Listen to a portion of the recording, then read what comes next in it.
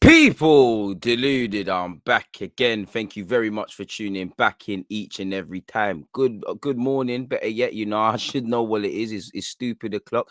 Good morning to those of you in the UK. Good morning, good afternoon, good evening, and in some cases, good night. Welcome back to another edition of the DG podcast, the Deluded podcast, the Really and Truly podcast. One love for whatever you want to call it, just as long as you're supporting the team. If you're listening to this on YouTube, please make sure you're subscribing and liking the video, helping its engagement and whatnot. One love to the Spotify and the Apple guys who are probably listening to this an hour or so just before it's come out on YouTube. So one love to everyone. I'd like to apologize for not coming out with, it's 2 episodes this week. Some personal things popped up in my personal life and I just didn't have the time to do it on the day, people. I could have done it the next day, but everything just got on top of man in it. So I've told you honestly what happened. So hopefully we can move. But we're back again. Obviously, since I've been gone, I've done other supportive content, in relation to what's going on in the Champions League, what we saw in the Premier League last week. Obviously, we're going to review the Premier League this week or the games to come this week. So yeah, man, as I said, I'm going to skip past the Champions League because I feel like I've been repeating myself on a lot of content. So just go and check that out when it's there. Obviously, again, Europa League action, Conference League action. I'm sure you all saw what's going on with the British teams. One love to Thierry Henry for, saying who's that with Spurs. But they drew 2-2 with Rennes. Now, I think you saw why Ndombele probably should play, and you probably saw why people don't fancy him, because I think he could have done better for one of their goals. Obviously, I think Spurs were quite poor, really, really and truly. I think people like Skip didn't take their opportunities. A couple of, Dane Scarlett did he come off the bench? If I remember, he looked out of his depth. It just weren't a good performance from Spurs, if I'm completely honest with you. Bewildering sort of tactics from Nuno, and actually his use of subs or not use of certain subs. Like if Bergwijn was on the bench, why was he not played? Forgive me, there might be a knock I don't know about and things like that. So yeah, Spurs drew 2-2 with Rennes. I think the same scoreline, if I can remember correctly, was where Leicester and Napoli were concerned. Osimhen, two vital goals really and truly for Napoli to walk away with a point. Harvey Barnes was doing his thing. Daka had a decent game. Bit of a shame that Daka was denied this chance of I believe his first goal for Leicester. The commentator said at the time, due to VAR. Ryan Bertrand was good in the build-up to one of the goals. So yeah, it was a good game for the neutrals where that was concerned. I mean, we all saw Declan Rice and Mikel Antonio ensured that West Ham beat Dynamo Zagreb as well. European nights are back for West Ham, and although I don't think Rice is worth 100 million, when you go on runs like that and score, at the end of the day, you probably are. Poor keeping nonetheless. I rate West Ham because, again, that was a good run from Rice, but again, it's poor keeping for it to go through his legs in the final action, which led to the goal. Obviously, Mikel Antonio poaching on stupid defensive errors, really and truly. Their loss is West Ham's gain. So mixed success where teams from England are concerned in Europe. Obviously, Chelsea got over the line against Zenit, were far from convincing. Manchester United got beaten up, got bullied really against young boys. City did their business and beat Leipzig, but that was, they conceded 3 or so goals, and then Konku hat-trick. As someone I'm sure Arsenal fans want even more. So mixed success for the European lads and teams in Europe and things. Now, away from that, people, just before we get into the Premier League action, I've got a couple of things in front of me that I want to mention. Apparently, majority of fans support the idea of a biannual World Cup, according to a survey commissioned by FIFA. Apparently, this claim has been made by FIFA despite the vast majority of UEFA member associations stating their opposition to any plans to hold a World Cup every 2 years. As you lot know, Wenger has been at the forefront of this, people. Allegedly, a football supporters Europe group is opposed to the idea, and they wrote to the UEFA president, Shefrin, who replied he had grave concerns about the plans and has since told these sort of nations that they could boycott the World Cup if changes are made. I don't think they'll boycott it if it happens. They can stomp their feet, but if it is to happen, they will. And I'm not necessarily against it, people. I'm not necessarily for it. I'm not necessarily against it. It's just like with the Super League. In principle, of course, I'm against the Super League. But when you broke it down, I don't think it's necessarily wrong. And when you hear Real Madrid, the way their president speaks, the Napoli owner, recent interviews, there will come a time where the Champions League needs to revamp, or there's going to be a new competition, which in theory wouldn't be wrong, because the Champions League is quite flawed. And again, I think fans got to realize these UEFAs and these footballing associations, they might feel the same way you do, or say the same things you're saying, but their reasons are different. They don't care about the integrity of the game. They don't give a shit about that, pardon my language. So yeah, it is what it is, people. It seems like we could be closer to seeing that. And when you look at it, apparently the Confederation of North Central America and the Caribbean Football Associations, CONCACAF, and the Asian Football Confederation, AFC, have confirmed they're open to the idea of of such format. People, apparently, they said we'll continue to look at these proposals constructively with an open mind and in the spirit of positive engagement. While CONCACAF's immediate concern is on its own region, we also believe in the importance of being part of a global football family, and we will listen to the views of football stakeholders in all parts of the world. We encourage not only our fellow confederations, but also all members of the global football family to come together and work collaboratively to create FIFA calendars and competitions that have benefits for the development of the game in all regions across the world. And they also said it welcomes the feasibility study being carried out by FIFA as well. Also, when you go on, the Asian Football Confederation welcomes extensive consultation process initiated and led by FIFA in examining the options to optimize the new international match calendar by looking into the feasibility of the FIFA World Cup and the FIFA Women's World Cup every 2 years instead of the 4 year current interval, as mandated by the Members Association, which includes the AFC's members at the 71st FIFA Congress on the 21st of May 2021. So these things were happening.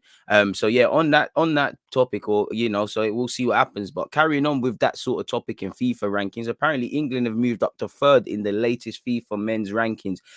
That's their joint highest position since the rankings began. It's the first time England have been in the top three, sorry, since September 2012. And we've only ever been in that position for 2 months since the rankings were introduced in 1992. And I mean, whatever you say about Gareth Southgate, since he took over in 2016, he's gone from third, he's gone to third, he's gone up 10 places. We were 13th, together with obviously a semi-finals in a World Cup and a Euro final. Say what you want about Southgate. I think he's not the guy, but it's a results business, and you could say he's produced no results, but in the same way, you could say he has. In relation to fellow home nations, Scotland have moved up 4 places to rank 45th. Northern Ireland also rose 4 ranks to get to 47th, people. Wales remain 19th, and the Republic of Ireland have dropped to 50th, people. The top 2 positions remained unchanged, with Belgium the highest ranked team in the world and Brazil placing second. Okay. World champions France have dropped from third to fourth following mixed results in the World Cup qualifying campaign this month. That's a bit mad. FIFA are expected to use the current ranking in the upcoming World Cup draw, meaning England would be one of the 7 nations in pot one, along with host Qatar, people. So we'll have to see what happens in that regard. Obviously, said I'm not going to keep going on with the Champions League and things, but it was very touching to see Nathan Ake score, and obviously the revelations that came out. Unfortunately, his father has passed away. His father was terminally ill, and that that's been affecting him for a while. I think his last international call up, there was a time he rejected it, obviously, to be by his father's side. And football, like life, it's upsetting, man. The highs and lows. While he's scoring, his father's passed away. And as you lot know, he released an Instagram statement as well, people. He said, the past few weeks have been the toughest of my life. My father has been very ill and there was no more treatment possible. I was lucky to have a lot of support from my fiance, family, and friends. Yesterday, after a difficult time, I scored my first Champions League goal, and only a few minutes after, he passed away peacefully with my mum and brother by his side. I mean, that's sending shivers down my spine, and it is very upsetting, man. It's upsetting. It's really upsetting. All I could say is I hope that his father got to see, that goal from Ake. And I hope he passed away doing something we all love, which is following football and watching his son. And hopefully it was painless and things like that. And what I will say, as someone that's been through this sort of thing, at first it did upset me, and it does upset me. But then I started to, time is a healer. And then I started to realize they're actually free. They're free from the burdens of life. They're free from their physical pains. They're at peace now. That's the only consolation. If Ake ever listened to me, I could say, of course, to lose your father, someone that's probably been at the forefront of his journey with football, and forget of football for a sec, it's his father. It's upsetting, man. I mean, I don't need to carry on, man. It's quite upsetting. He said, and it's not done there, people, and it does, if I wasn't online, this can bring a guy to tears, man. I can't lie. Maybe it was meant to be. Watching me play always made him proud and happy. I know you're always with me. You're always in my heart. And this one was for you, Dad.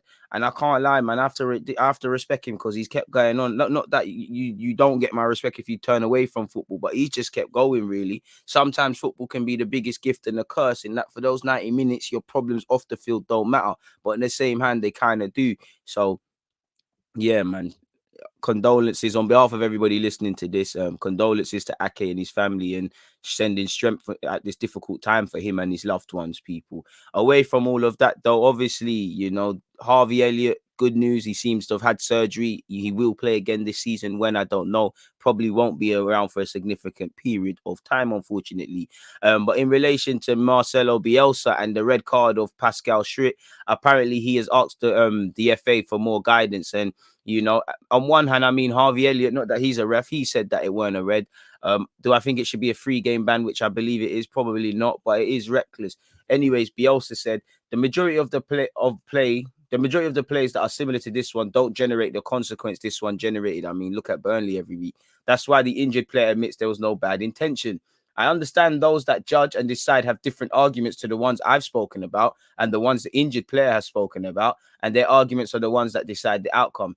It's good that it's this way. What would be useful is to receive some information which gave an explanation how to avoid these casual things from generating an injury. We should be guided by the thoughts of those who decide, in brackets, the authorities, not by me. To hope to receive an explanation is perhaps excessive, but it would help to improve the decision making of players. Facts, really. Apparently, Derby County are close to agreeing a points deduction with the EFL for breaching their financial fair play rules. Should a final agreement be reached, it would see a reduced penalty from which would otherwise have been enforced, but a reported 9-point deduction would immediately confine them to the bottom of the championship on -2. As you lot know, people, Rule 85 in the EFL regulations allows a club to accept a reduced punishment so as to avoid the time and the cost of the case being heard by a future formal disciplinary commission.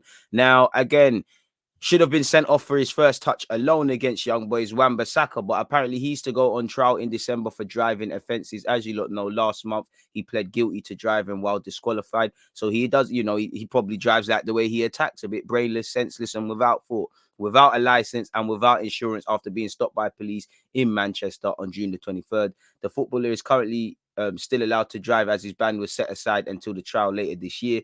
His lawyer told the magistrates court in Manchester the player did not know he was banned when he was stopped. Just days before, on June the 18th, Leeds Magistrate Court had disqualified him for 6 months after he failed to provide the details of the driver from a speeding offence in Yorkshire in September 2020.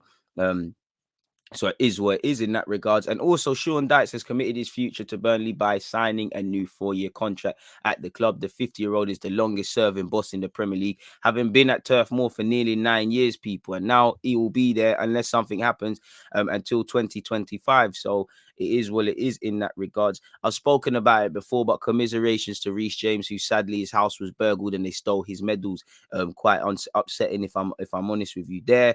Apparently, for what it's worth, Barcelona made a 481 million loss over the last financial year. They're a mess on the field. They're a mess off it in all stretch of the imagination. A statement read, the board of directors has approved the closure of the financial year for 2021 season with losses of 481 million euros.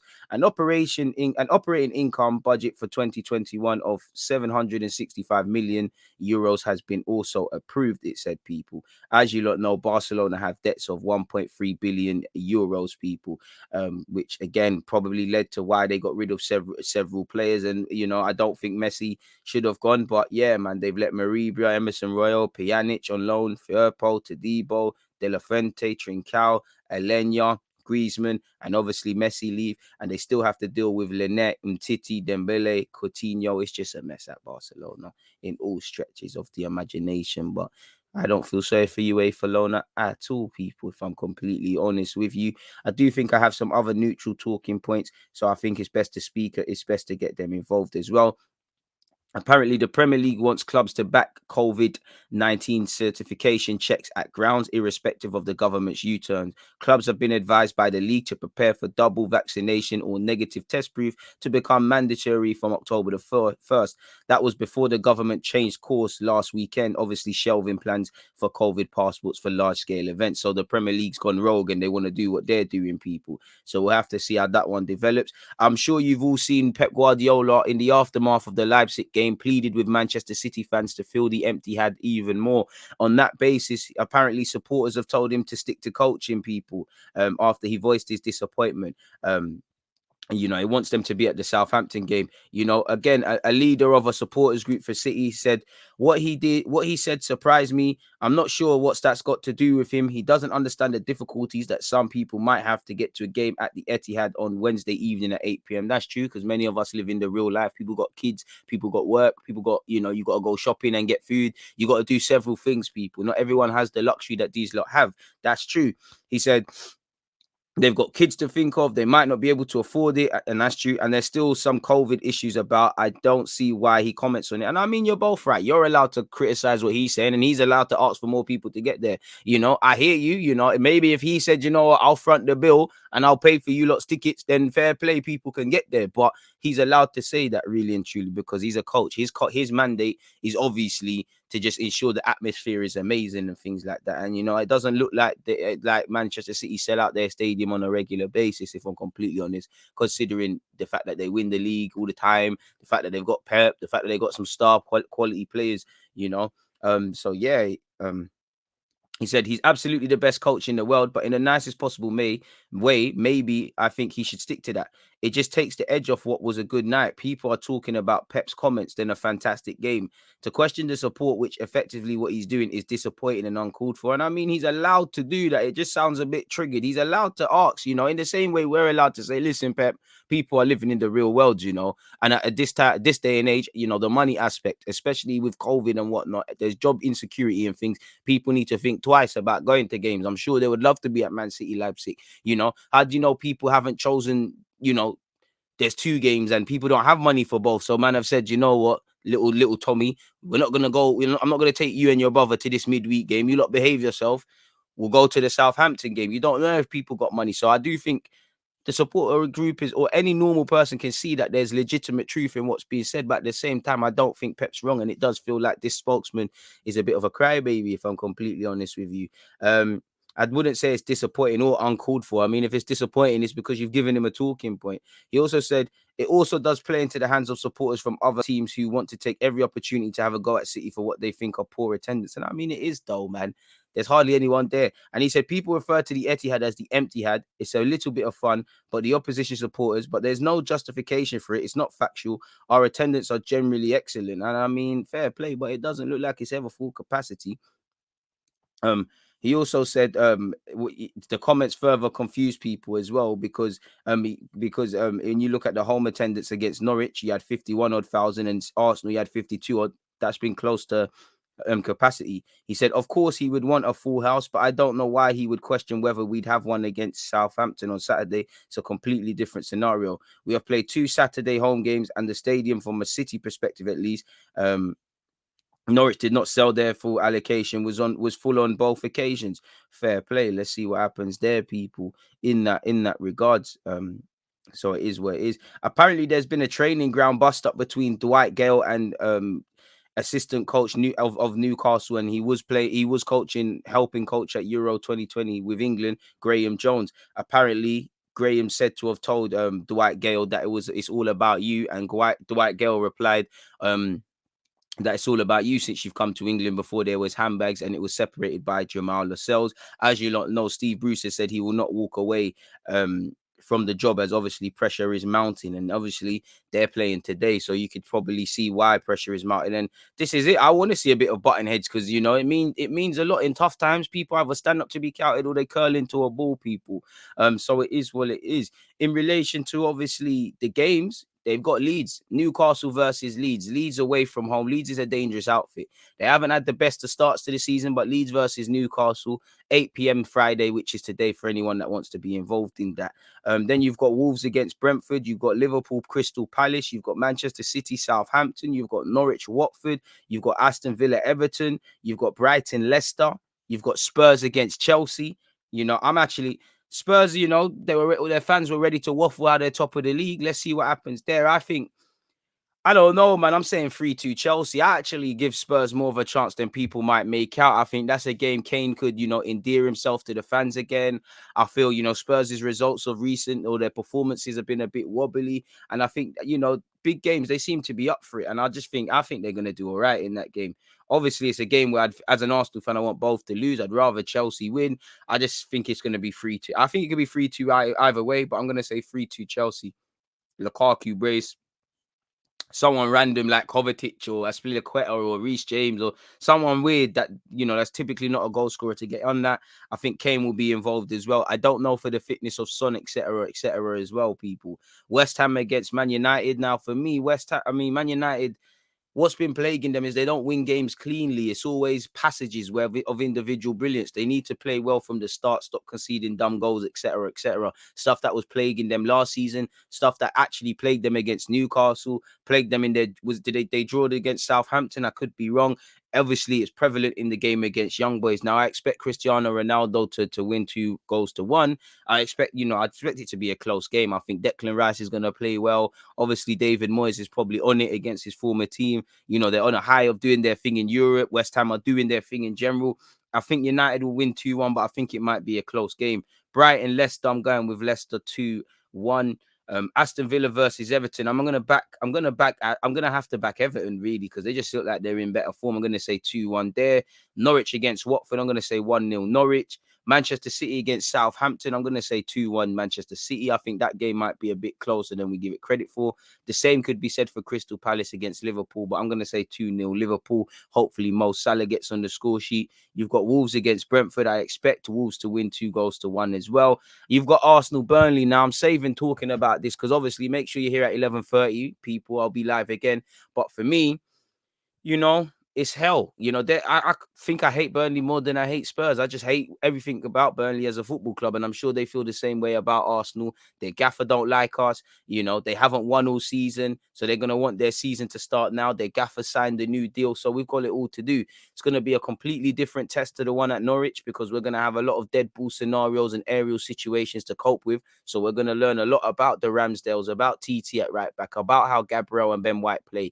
Now, there's many different things. Are we going to go free at the back? Are we going to swap Ben White over to the right-hand side and put TT in the middle of a free? Is it going to be Ben White, Marie, and Gabriel? Are you going to pull Tierney across? Are you going to bring a next centre-half in and keep Ben White where he is and or do something like that? Is Maitland-Niles going to come in? There's many different variations of what we could do with a back three. And I'm part of me wants to just keep it a back four, just keep the lineup the same from the Norwich game, get a bit of consistency and take it to them. A part of me wants to switch to a back three because you know what time it is with Wood and Barnes and all of these guys. Ben Mee from set pieces, scenarios, they've got 1v1 demons like McNeil who just want to put a ball into the box. They've got their 12th man. It's going to be a very interesting game for us people, and we're going to need to rise to the challenge. It's as simple as that, if I'm completely honest with you.